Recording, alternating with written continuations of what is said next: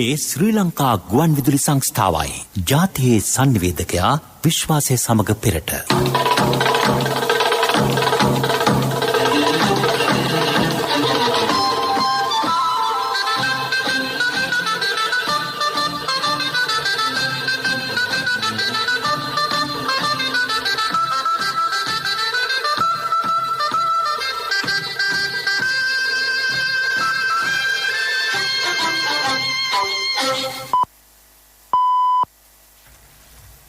වෙලාව සවස 6යි. මේ ශ්‍රී ලංකා ගුවන් විදුලි සංස්ථාවයි. මෙන්න ප්‍රවෘත්ති. සංස්කරණය මොහන් පෙරේරා, ප්‍රකාශය ගයාන් කෞශල් ජයවීර. අත්‍යවශ්‍ය නොවන භාණ්ඩ ආනයනයට නව සීමා. ආදායම් බදු දෙපාර්තමේන්තුවට වසරේ ඉලක්කගත ආදායම එකතු කර ගැනීමට නොහැකි වෙයි. වැඩි අස්වැන්නක් දෙන ගොවිතැන් ක්‍රම සොයා මෙරට නිලධාරීන් ප්‍රංශයට. අයවැයින් රජයේ ආයතනවලට වෙන් කළ මුදල් සම්බන්ධයෙන් රාජ්‍ය විගණනය විපරමින්. රජයේ වෛද්‍ය නිලධාරීන්ගේ සංගමේ කොවිඩ් එන්නත් පිළිබඳ යෝජනා හෙට ජනාධිපති කාර්ය සාධක බලකාය වෙත. හදිසි මිලදී ගැනීමේ ජාවාරමය යටතේ යහපාලන රජය රුපියල් මිලියන 1100කට වැඩි ඖෂධ මිලදී ගෙන ඇතැයි හෙළිවෙයි. මෙරට භූමියෙන් 50%ක් ශ්‍රී ලංකා මහවැලි අධිකාරිය යටතට. බලපත්‍රලාභී බැංකුවල ණය ගනුදෙනුකරුවන්ට දෙසැම්බර් 31 වෙනිදා දක්වා සහන. ඇෆ්ගනිස්තාන ජනතාවගේ කැමැත්තට ගැලපෙන සංවර්ධන ව්‍යාපෘති ක්‍රියාත්මක කිරීමට චීනය සූදානම්. ඕවර 2020 ලෝක කුසලාන ක්‍රිකට් තරගාවලියට ශ්‍රී ලංකා ක්‍රිකට් සංචිතය නම් කිරීම තව හෝරා කිහිපයකින්. බලපත්‍රලාභී වාණිජ බැංකු සහ ජාතික ඉතිරි කිරීමේ බැංකුවේ ණයවර ලිපි සහ ප්‍රතිග්‍රහණය මත ලියවිලි කොන්දේසි යටතේ අත්‍යවශ්‍ය නොවන හදිසි නොවන තෝරාගත් භාණ්ඩ ආනයනය කිරීමේදී 100%ක ආන්තික මුදල් තැන්පතුවක් වහම පැනවීමට ශ්‍රී ලංකා මහ බැංකුවේ මුදල් මණ්ඩලය තීරණය කරයි. අධික ආනයන අධෛර්යමත් කිරීම ඔස්සේ විනිමය අනුපාතිකයේ ස්ථාවරත්වය සහ විදේශ මුදල් වෙළඳපොළ ද්‍රවශීලතාව රැක ගැනීම මෙහි ප්‍රධාන අරමුණකි. මෙම අවශ්‍යතාවයට යටත් වෙන භාණ්ඩ අතර ජංගම දුරකථන හා ස්ථාවර දුරකථන, ගෘහෝපකරණ, විදුලි උපකරණ, රෙදිපිලි සහ උපාංග, ගෘහ භාණ්ඩ, ටයර්, වායු සමීකරණ යන්ත්‍ර, පාලතුරු, සූඳ විලවුන් සහ සේදුම් ද්‍රව්‍ය, විවිධ පාන වර්ග, සංගීත බණ්ඩ, සෙල්ලම් බඩු, ලිපි ද්‍රව්‍ය වැනි දේ අයත් වෙයි. කොවිඩ් හේතුවෙන් බොහෝ ව්‍යාපාර කඩා වැටුණු නිසා රජයේ ආදායම් බදු දෙපාර්තමේන්තුවට සිය ඉලක්කගත ආදායම එකතු කර ගැනීමට නොහැකි වී තිබේ. මේ වසරේ ඉලක්කගත බදු ආදායම වූයේ රුපියල් බිලියන 575කි. මුල් මාස 6ේදී සිය ඉලක්කවලින් 98%ක් උපයා ගැනීමට හැකි වී ඇත. ඉන්පසු යලිත් කොවිඩ් පැතිරීම නිසා බදු ගෙවන ආයතනවල ආර්ථිකයට බලපෑම් සිදු විය. ඒ නිසා අහිමි වූ ආදායම රුපියල් කෝටි 400කි. පවතින තත්ත්වය පිළිබඳව කරුණු පැහැදිලි කරන ආදායම් බදු කොමසාරිස් ජෙනරාල් HMW හීන් බණ්ඩාර මහතා.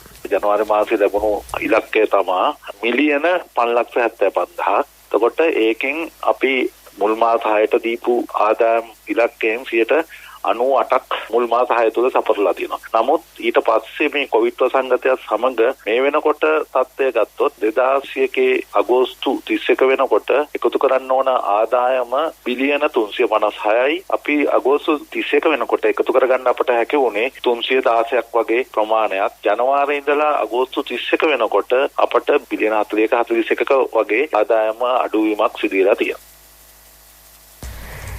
ඉහළ වැටුප් ලබන පිරිස් සඳහා බදු සහනය අහෝසි කර ඍජු බදු වැඩි කිරීමට මෙවර අයවැයේදී ක්‍රියා කළ යුතුයයි කොළඹ විශ්වවිද්‍යාලයේ ආර්ථික විද්‍යා අධ්‍යනාංශයේ ආචාර්ය ප්‍රියංග දුණසිංහ මහතා පවසයි. මේ රජයේ බලයට පැමිණීමත් සමගම අපි දැක්කා විශේෂයෙන්ම වක්‍ර බදු ප්‍රමාණය 15% ඉඳලා 8%කට ගෙනාවා. ඒකේ ප්‍රධාන අරමුණු උනේ ඒ වන විට ඉහළ බදු අනුපාතයන් පැවතීම හේතු කොටගෙන ජීවන බරට එල්ල වෙලා තියෙන පීඩාව පහළ දැමීම තමයි මූලික වශයෙන්ම අරමුණු උනේ. හැබැයි අපි වසංගතයක පෙරනිමිත්තක් නොමැති අවස්ථාවකදී ඒ දේ සිදු කළත් වසංගතයත් එක්ක ඒ හරහා ප්‍රබල පහරක් රජයේ ආදායමට එල්ල වෙලා තියෙනවා. මම හිතනවා බදු සහන ලබා දෙන අවස්ථාවේදී ආදායම් ලබන විට ගෙවන බදු අපි කියන පේයි ටැක්ස් එක කියලා. අන්නේ පේයි ටැක්ස් එකට අදාළව බදු විරාමයක් ලබා දුන්නා. මම හිතන්නේ ඒ කොටස හරහා විශේෂයෙන්ම ඉහළ වැටුප් ලබන පිරිස තමයි බදු ආදායම ලබා ගන්නෙ. රජයේ සලකා බැලිය යුතුයි එවැනි පිරිස් වලට ලබා දුන්නු බදු සහනය අහෝසි කරලා ඒ හරහා ඍජු බදු ප්‍රමාණය වැඩි කිරීමේ දිශාවට ගමන් කරන්න මෙවර අයවැයි. මෙරට වැවිලි කර්මාන්තයට අදාළ පර්යේෂණ කටයුතු නිවර්තන හා මධ්‍යධරණී කලාපීය තිරසර සංවර්ධනය සඳහා ක්‍රියා කරන ප්‍රංශයේ කෘෂිකාර්මික පර්යේෂණ හා සහයෝගීතා සංවිධානය සමග එක්ව සිදු කිරීමට වැඩපිළිවෙලක් සැකසේ. එහිදී තාක්ෂණ හෝමාරුව, දැනුම හෝමාරුව, පරිසර හිතකාමී වගා සිදු කිරීම ආදිය කෙරෙහි අවධානය යොමු කර ඇත. මේ පිළිබඳව දැන් ප්‍රංශයේ සංචාරය කරන රාජ්‍ය අමාත්‍ය අරුන්දික ප්‍රනාන්දු සහ තල් සංවර්ධන මණ්ඩලයේ සභාපති ක්‍රිෂාන්ත පතිරාජ යන මහත්වරු ප්‍රංශ නිලධාරීන් සමග සාකච්ඡා කළහ. ඒ පිළිබඳ අදහස් දක්වන ක්‍රිෂාන්ත පතිරාජ මහතා ජනාධිපතිතුමාගේ සංකල්පය තමයි දේශීය භාණ්ඩ ජාත්‍යන්තර වෙළඳපොළට හඳුන්වා දීම. ඒ වගේම තමයි දේශීය භාණ්ඩ රට තුළ වර්ධනය. ඒ සංකල්පයට අනුව අපි මේ වෙද්දී ලංකාවේ ඉඳලා ප්‍රංශයට ඇවිල්ලා අවුරුදු 32ක් මෙහි වාසය කරන ඇලන්කෝ කියන මහත්මයා සමග එකතු වෙලා ඇත්තටම ඔහු ශ්‍රී ලාංකික උතුරේ දෙමළ ජාතිකයෙක්. අද ඇත්තටම අපේ ප්‍රොඩක්ෂනයක් පැහැදිලා ඔහු අපිත් සමග ගිවිසුමක් කරගත්තා. ප්‍රංශය, ජර්මනිය, ස්විට්සර්ලන්තය කියන රටවල් තුනේම අපේ තල් පොල් කිතුල් අලෙවි ප්‍රවර්ධන නියෝජිත මහත්මයෙක් විදිහට අපිත් සමග එකතු වුණා. මේ දේශීය දේවල් වලට ඉල්ලුමක් මේ ප්‍රදේශවල තියෙනවා කියලා. දැන් උදාහරණයකට ගත්තාම අපි ගියා මේ ගුවාපි කියන සුපර් මාකට් එකට. ඒ ගුවාපි කියන සුපර් මාකට් එකේ ඇත්තටම තියෙන 150ක් තියෙන ලංකාවේ ප්‍රොඩක්ට්. වුන් කියන කිතුල් පැණි වලට, තල් පැණි වලට විශාල ඉල්ලුමක් මේ ප්‍රදේශවල තියෙන. ඉතින් මම ඉල්ලීමක් කරන එක්ස්පෝර්ට් ඩෙවලොප්මන්ට් බෝඩ් වගේ ආයතන අපිත් සමග එකතු වෙලා යුරෝපයේ මේ අපේ භාණ්ඩ ප්‍රවර්ධනය කිරීමේ වැඩසටහනක් හදන්න කියලා. මොකද ඇත්තටම අපේ රටේ බොහෝ අය මේ මැතිවිලි නගනවා. අපේ රටේ ඩොලර්ස් නෑ, පවුන් නෑ. මේකට අපිට රජයට පයින්න බෑ. රජයට මොකුත් අතදික් කරන්න බෑ. ඒ තියෙන ආයතන දැනගන්න ඕනේ. අපි විදේශීය වෙළඳපළත් සමග එකතු වෙලා, විදේශීය ආයතන සමග එකතු වෙලා, විදේශීය ආණ්ඩු සමග එකතු වෙලා අපේ තියෙන දේශීය ප්‍රොඩක්ට් තල්, පොල්, කිතුල්, ස්පයිසස් මේ වගේ සියලුම දේවල් මේ යුරෝප් යුනියන් එකට ගේන්න. කාබනික කෘෂිකර්මාන්තයට යුරෝපයේ ඉහළ ඉල්ලුමක් තිබේ. ආයෝජන මණ්ඩලය, අපනයන සංවර්ධන මණ්ඩලය ආදී ආයතනවල සහයෝගයෙන් මෙරට නිෂ්පාදන යුරෝපයට අපනයනය කළ හැකිය. මේ මොහොතේ සිදු කළ යුත්තේ දේශීය ආර්ථිකය පණගැන්වීම බවද ඒ මහතා කියා සිටී. ජනාධිපතිතුමාගේ මේ කාබනික පෝර වගාවට හොඳ ප්‍රවණතාවයක් මේ යුරෝපයේ තියෙන්නේ. හොඳ පැසසුම් කරනවා, අගයනවා. අපේ ප්‍රොඩක්ට් වලට ඉතේම අවශ්‍ය මාකට් එක මේ හැදෙනවා. ඉතින් මම ඉල්ලීමක් කරනවා අපේ මේ එක්ස්පෝර්ට් ඩෙවලොප්මන්ට් බෝඩ් වගේ ආයතන ප්‍රවර්ධන ආයතනය වගේ අපිත් සමග එකතු වෙලා මේ යුරෝපයේ ප්‍රොමෝෂන්ස් කැම්පේන්ස් වැඩිපුර කරන්න කියලා. ඒ අර අපිට උදාහරණයක් ගත්තාම ප්‍රංශයේ ශ්‍රී ලංකා තානාපති කාර්යාලය ඇත්තටම අපිට දක්වන සහයෝගය අති විශිෂ්ටයි. මේ රටේ ඉන්න ප්‍රධාන ඉහළ පෙළේ සුපර් මාකට්, ඉහළ පෙළේ ආලවිකරුවන් අපිට අඳුන්වලා දීලා ලබන සහයෝගය අති විශිෂ්ටයි. අපේ පැත්තෙන් අපි මේ අපේ භාණ්ඩ අඳුන්වා දීම ප්‍රවර්ධනය ගෙන යාම අපි කරගෙන යනවා. ඇත්තටම රටක් විදියට මේක තමයි වෙන්න ඕනේ. මෙම ප්‍රංශ කෘෂිකාර්මික පර්යේෂණ හා සහයෝගීතා සංවිධානය සිරාඩ් ලෙස හැඳින්වේ. දැනුම හා විසඳුම් සොයා ගැනීමට ලෝකයේ සඳහා වරුතු දෙන ගොවිතැන් ක්‍රම සොයා ගැනීමට එම ආයතනය සිය හවුල්කරුවන් සමග ක්‍රියා කරයි. පසුගිය අයවැයෙන් රජයේ දෙපාර්තමේන්තු සංස්ථා අධිකාරී ඇතුළු ආයතනවලට වෙන් කළ මුදල් කොවිඩ් නිසා සම්පූර්ණයෙන්ම වියදම් කිරීමට නොහැකි වී ඇත. එම ඉතිරි මුදල් රජයේ භාණ්ඩාගාරයට යොමු කරන ලෙස දැනුම් දී තිබේ. සෑම වසරකදීම සිදු කෙරෙන පොදු ආකාරය මෙය වේ. කොවිඩ් නිසා ගෙවුණු වසර එකහමාරක කාලය තුළ රාජ්‍ය ආයතනවල කටයුතු අඩපණ විය. නිවසේ සිට මාර්ගගතව වැඩි කිරීමට යෝජනා කෙරුණත් එලෙස එක් වූයේ අල්ප පිරිසකි. අනෙක් සියලු දෙනා නිවසට වී වැටුප් ලබා ගැනීම සිදු කළේය. පිරිසක් වැඩ කරන අතර පිරිසක් නිවසට වී එම වැටුපම ලබා ගැනීම සාධාරණ නොවේ. රාජ්‍ය සේවකයන්ගෙන් 50% පමණ මෙම වසර දෙකේදී සේවයට පැමිණ නොමැත. ඇතැම් දෙපාර්තමේන්තු හා සංස්ථා අයවැයෙන් වෙන් කළ මුදල් විවිධ කරුණුවලට වියදම් වූ බවට පෙන්නුම් කිරීමට උත්සාහ දරා ඇත. ඒ පිළිබඳව රජය අවධානයෙන් පසුවෙයි. රාජ්‍ය විගණනය ඒ සම්බන්ධයෙන් පසු විපරමින් සිටි. රජයට ආදායම් අහිමි වී ඇති අවස්ථාවක මෙසේ ඉතිරි මුදල් භාණ්ඩාගාරයට ලබා දෙන්නේ නම් මේ අවස්ථාවේ එය රජයට සුවිශේෂී සහනයකි. මේ ප්‍රවෘත්ති ශ්‍රී ලංකා ගුවන්විදුලි සංස්ථාවෙන්. ස්වර්ණ ප්‍රදීප උකත් සේවාව ඔබට හුරු පුරුදු මහජන බැංකුවෙන්.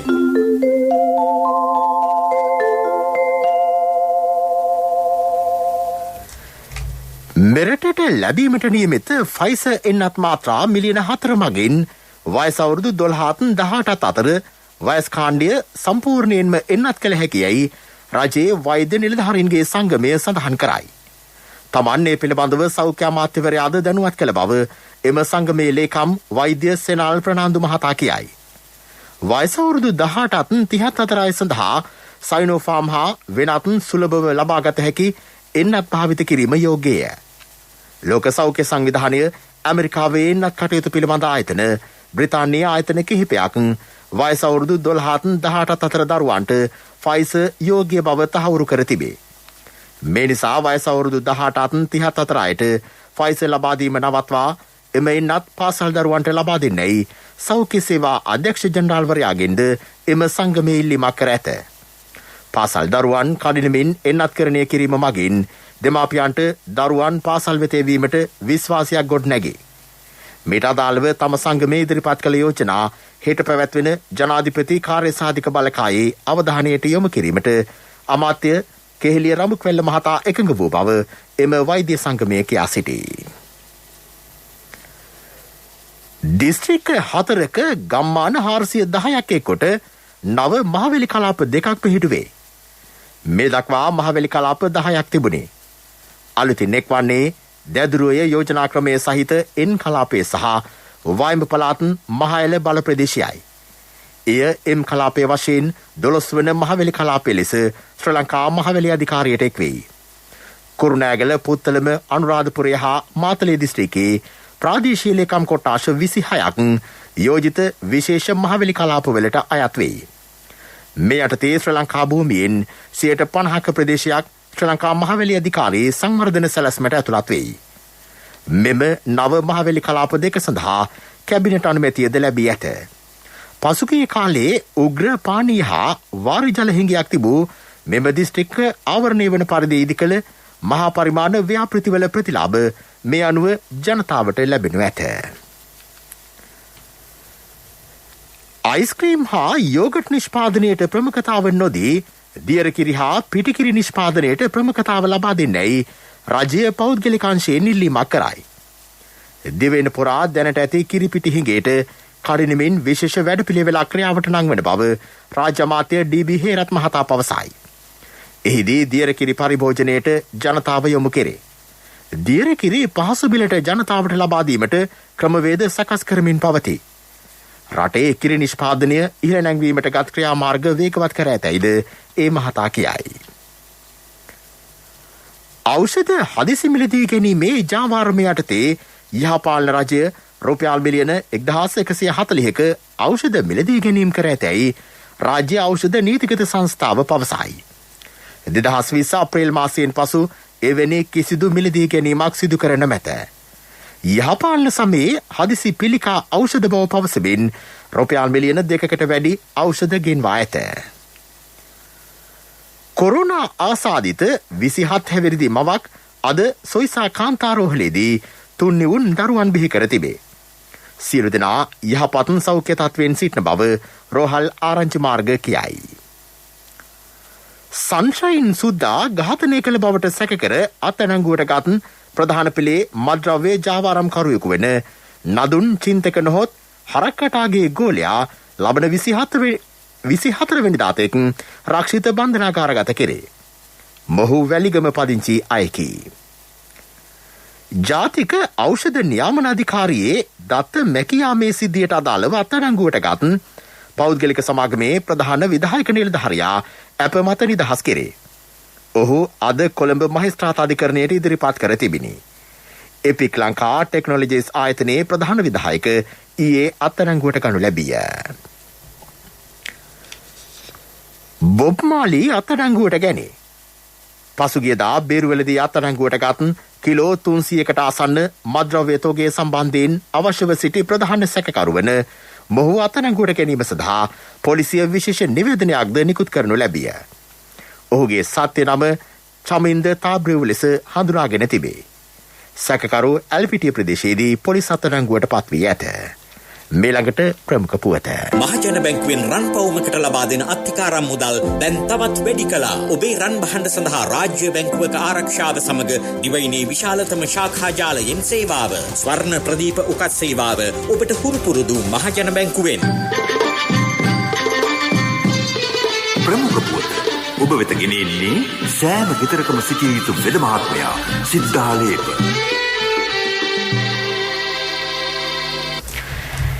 ඉරානය සමග දැනට වඩා ආර්ථික සහයෝගීතාව ඉහළ නංවා ගැනීම අපේක්ෂාව බව ඇමති මහාචාර්ය ජී.එල්. පීරිස් මහතා පවසයි.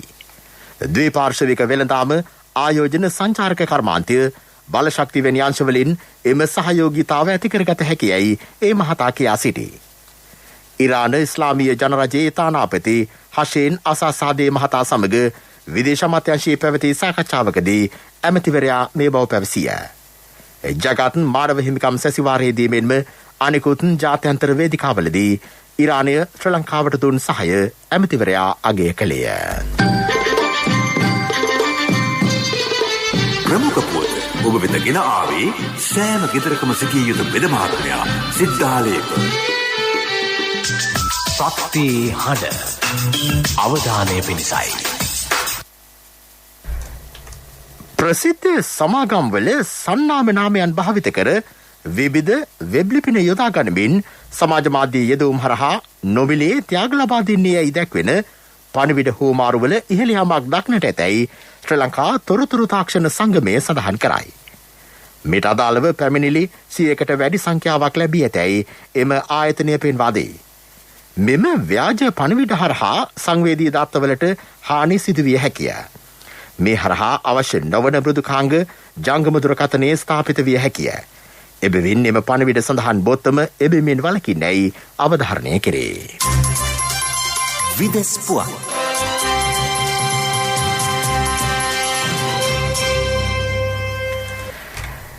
තමන්ට එක්සත් අරාබි එමිරාජ්‍ය වෙත පලා යාමට සිදුවීම සම්බන්ධයෙන් ඇෆ්ගනිස්තාන හිටපු ජනාධිපති අස්රෆ් ගානි මහතා සිය ජනතාවගෙන් සමාව අයද සිටී.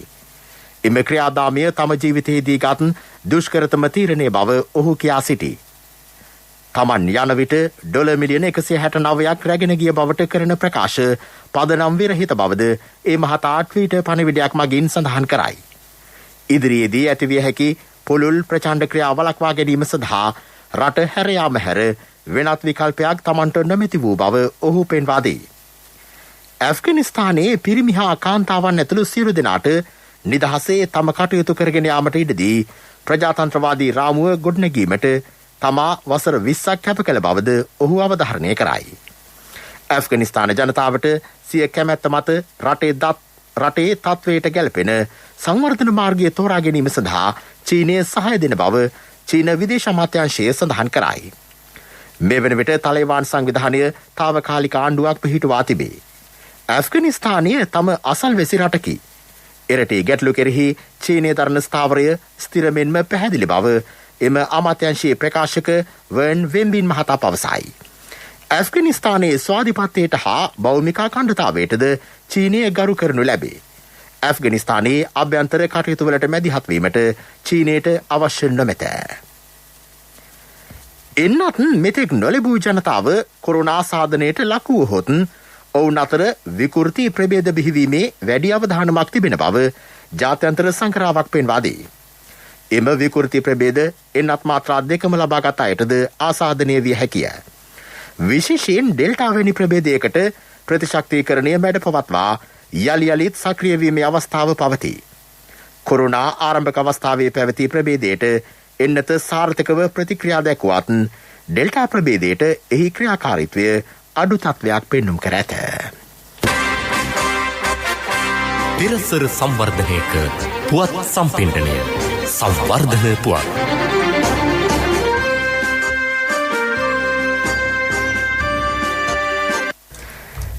ගම්පහ නගරේ රථවාහන තදබදය අඩු කිරීම සඳහා මාර්ග සියල්ලම කඩිනමින් පුළුල් කරන්නයි ඇමති ජොන්ස්ටන් ප්‍රනාන්දු මහතා අදාළ බලධාරීන්ට උපදෙස් දී තිබේ.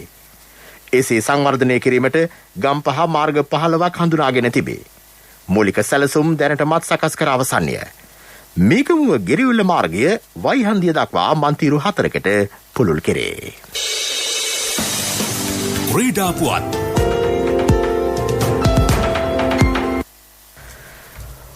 ඕවර 2020 ලෝක කුසලාන ක්‍රිකට් තරඟාවලියට රටවල් රැසක් දැන් තම සංචිතය නම් කර තිබේ. ඉතිරි වැති රටවල් කිහිපය අතර ශ්‍රී ලංකාවද සිටී. හෙට වෙන විට සියලු රටවල් කණ්ඩායම් නම් කර තිබිය යුතුය. බංගලාදේශයේද සිය සංචිතය නම් කර ඇත. නායකයා වන්නේ මහමුදුල්ලාය. නවකයෙකුට අවස්ථාව ලබා දීම සඳහා ජ්‍යෙෂ්ඨ ක්‍රීඩක තමීම් ඉක්බාල් සුව කැමැත්තෙන්ම කණ්ඩායමෙන් ඉවත් විය. බටහිර ඉන්දිය කොදෙව් කණ්ඩායමද සිය ප්‍රබලතම ප්‍රහාරක පිතිකරුවන් මේ සඳහා කැඳවා ඇතැයි වාර්තා වේ. ශ්‍රී ලංකා ක්‍රිකට් සංචිතය අද පසුරුවේදී නම් කෙරෙනු ඇතැයි විශ්වාස කෙරේ. කාන්තාවන්ගේ ක්‍රීඩා සම්බන්ධයෙන් මතුවී ඇති තත්ත්වය පදනම් කරගනිමින් ඇෆ්ගනිස්තාන ක්‍රිකට් සංචාරය පිළිබඳ අවසන් තීරණය ප්‍රකාශයට පත් කරන බව ඔස්ට්‍රේලියානු ක්‍රිකට් ආයතනය සඳහන් කරයි.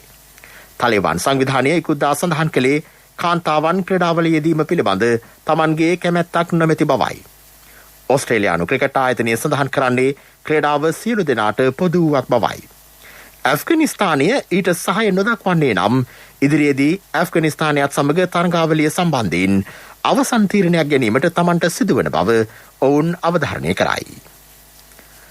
තව මාස කිහිපයකින් බීජිංහිදී ආරම්භ වන ශ්‍රීත ඍතු ඔලිම්පික් ක්‍රීඩාවලියේදීද ටෝකියෝ ඔලිම්පික් උළෙල හා සමාන වසංගත වැළැක්වීමේ මූලධර්ම ක්‍රියාත්මක කරනු ඇතැයි ජාත්‍යන්තර ඔලිම්පික් කමිටුවේ සභාපති තෝමස් බැච් මහතා සඳහන් කරයි. ඉදිරි සති කිහිපයේදී තරග සංවිධායකයන් සමග මේ පිළිබඳව සාකච්ඡා කෙරේ. ලෝක සෞඛ්‍ය සංවිධානයේ උපදෙස් ලබාගෙන ටෝකියෝ ඔලිම්පික් උළෙලේදී සාර්ථක උදාහරණ මෙහිදී අනුගමනය කිරීමට උත්සාහ කළ යුතුයයි තෝමස් බැච් මහතා සඳහන් කරයි. ව්‍යාපාරික පුවත් ඔබ වෙත ගෙන එන්නේ ජාතික ඉතිරි කිරීමේ බැංකුවෙන් ඔබ වෙත ගෙන එන සියල් සපිරි ඇප් එක NSB Pay.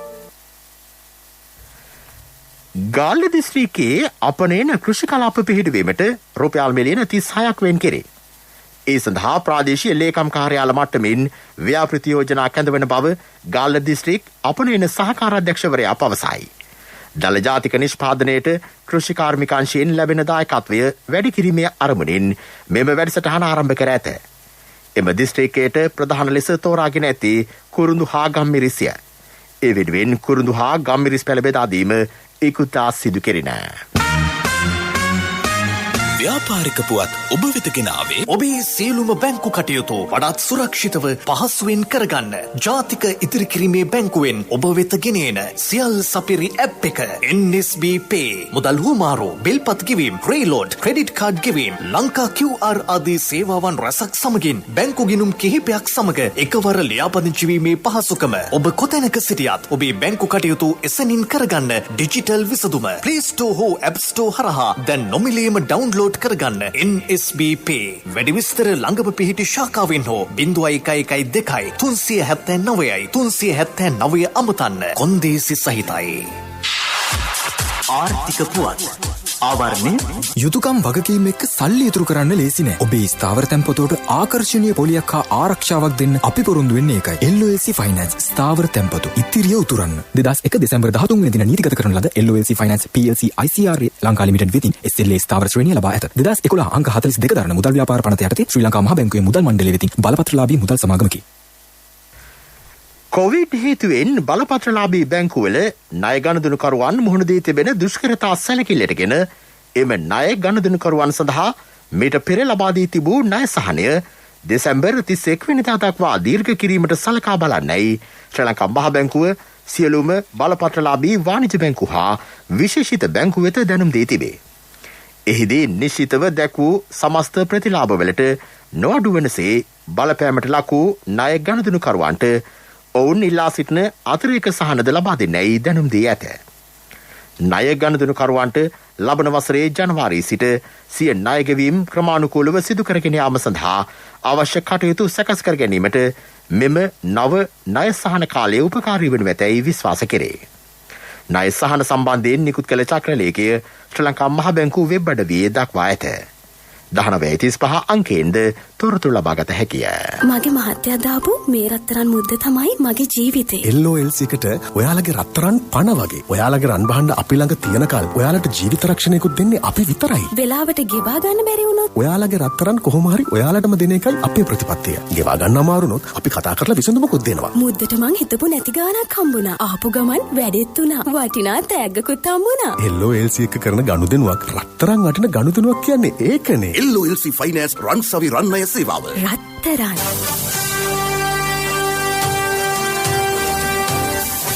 කාලගුණ වාර්තාව. සබරගමුව බස්නාහිර වයඹ පළාත්වලත් මහනුවර නුවරඑළිය ගාල්ල මාතර දිස්ත්‍රික්කවලත් සුළු වශයෙන් වැසි ඇති විය හැකිය. ඌව පළාතේත් මඩකලපුව හා අම්පාර දිස්ත්‍රික්කවලත් ඇතැම් ස්ථානවලට පසුරුවේදී වැසි ඇතිවේ. බොහෝ ප්‍රදේශවලට වැසි රහිත කාලගුණයක් පවතිනු ඇත. ප්‍රවෘත්ති අවසන් කිරීමට යලි සිරස්තල. අත්‍යවශ්‍ය නොවන භාණ්ඩ ආනයනයට නව සීමා. ආදායම් බදු දෙපාර්තමේන්තුවට වසරේ ඉලක්කගත ආදායම එකතු කර ගැනීමට නොහැකි වෙයි. වැඩි අස්වැන්නක් දෙන ගොවිතැන් ක්‍රම සොයා මෙරට නිලධාරීන් ප්‍රංශයට. අයවැයෙන් රජයේ ආයතනවලට වෙන් කළ මුදල් සම්බන්ධයෙන් රාජ්‍ය විගණනය විපරමින්. රජයේ වෛද්‍ය නිලධාරීන්ගේ සංගමේ කොවිඩ් එන්නත් පිළිබඳ යෝජනා හෙට ජනාධිපති කාර්ය සාධක බලකාය වෙත. හදිසි මිලදී ගැනීමේ ජාවාරම යටතේ යාපාන රජය රුපියල් මිලියන 1100කට වැඩි ඖෂධ මිලදීගෙන ඇතැයි හෙළිවේ. මෙරට භූමියෙන් 50%ක් ශ්‍රී ලංකා මහවැලි අධිකාරිය යටතට. බලපත්‍රලාභී බැංකුවල ණය ගනුදෙනුකරුවන්ට දෙසැම්බර් 31 වෙනිදා දක්වා සහන. ඇෆ්ගනිස්තාන ජනතාවගේ කැමැත්තට ගැලපෙන සංවර්ධන ව්‍යාපෘති ක්‍රියාත්මක කිරීමට චීනය සූදානම්. ඕවර 2020 ලෝක කුසලාන ක්‍රිකට් තරගාවලියට ශ්‍රී ලංකා ක්‍රිකට් සංචිතය නම් කිරීම තව හෝරා කිහිපයකින්. අපගේ මෙම ප්‍රවෘත්ති ප්‍රකාශය www.slbc.lk වෙබ් අඩවිය ඔස්සේද සවන් දිය හැකිය. මීළඟ ප්‍රධාන ප්‍රවෘත්ති ප්‍රකාශය රාත්‍රී 9ට. ප්‍රවෘත්ති ඉන් සමාප්තයි.